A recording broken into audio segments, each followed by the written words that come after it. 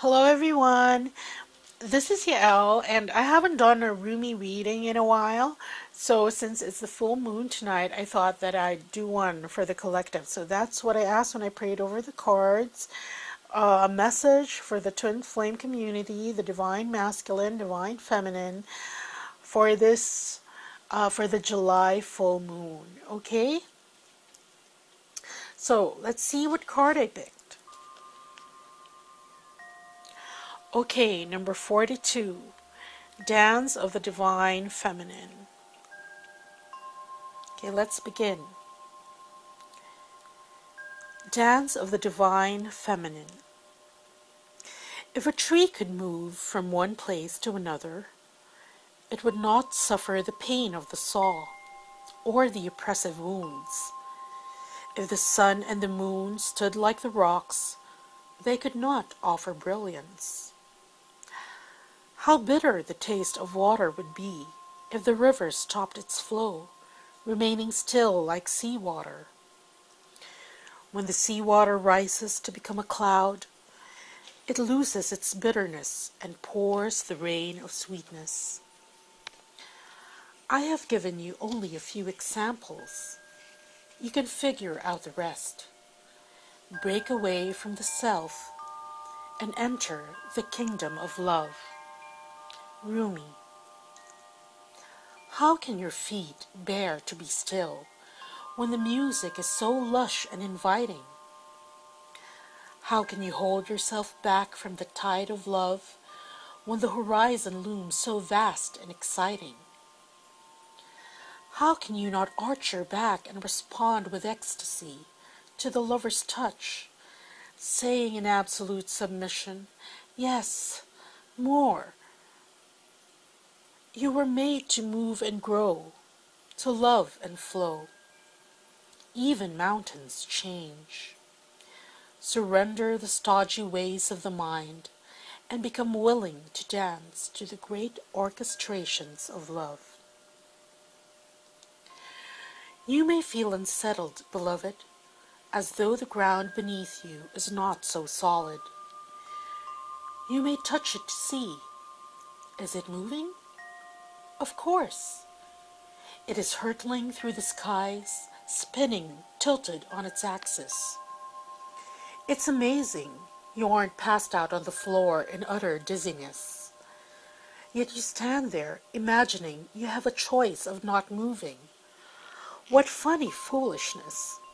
Let us laugh about it together. How can you even imagine it?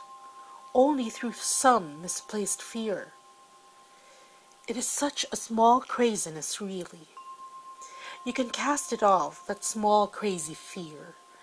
Let it return to the Earth Mother to become fertilizer for the far grander and more exciting insanity of divine love instead. Give up the tiny insanity in favor of the greater craziness of love. You cannot be unmoved by it. The rhythm of life will get you shaking your hips eventually. How could you not become entranced by the gleaming dance floor, shimmering with possibility and invitation? This oracle comes to you with guidance. Your life may feel as though it is being tipped upside down. Perhaps you feel as though the great beloved in a feisty mood has grabbed your ankles, is holding you upside down, and shaking you wildly until your skirt is over your head, or the pockets of your pants become freed of their contents, keys and wallet dropping to the floor in disarray. Your hair is messy, your bottom is in the air, and your sense of orientation is nowhere to be found. Blood is rushing to your head, and goodness knows, you just want to be put down to have a moment to come to your senses. So the beloved will give you that gift. But don't imagine it will last for far too long. The great beloved esteems you capable of so much more than being sure-footed and sensible. You are capable of more whirling and stumbling, whilst inspired by the music of the spheres. If you just accept the great invitation to dance, there won't be so much roughhousing going on.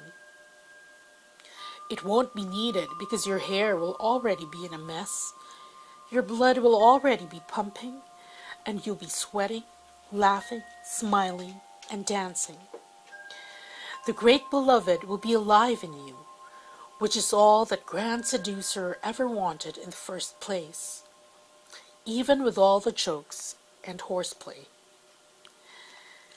Disarrayed and disheveled by the divine beloved, you are able to break out of a too ordinary world. You will explore the delightful consequences of rocked boats and upset apple carts being swept away by love as you dare to dream bolder and wilder dreams for yourself and the world. There is bigger magic for you to weave this lifetime. Prosaic priorities inherited from the world are stuff and nonsense. It is the priorities of the heart that matter to you.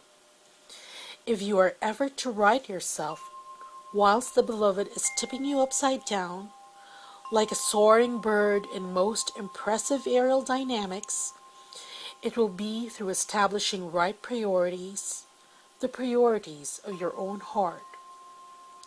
So ask your heart what matters most, and attend to that. Soon you'll be able to find your orientation, even if everything you have once held on to appears to be shimmering and insubstantial, a mere dance of light rather than solid ground. This will become so easy for you because your orientation will flow from within, from the heart, and no matter what shifts and changes take place around you, your center will remain strong. This is what the beloved wants for you. Such peace and relief it shall bring to you.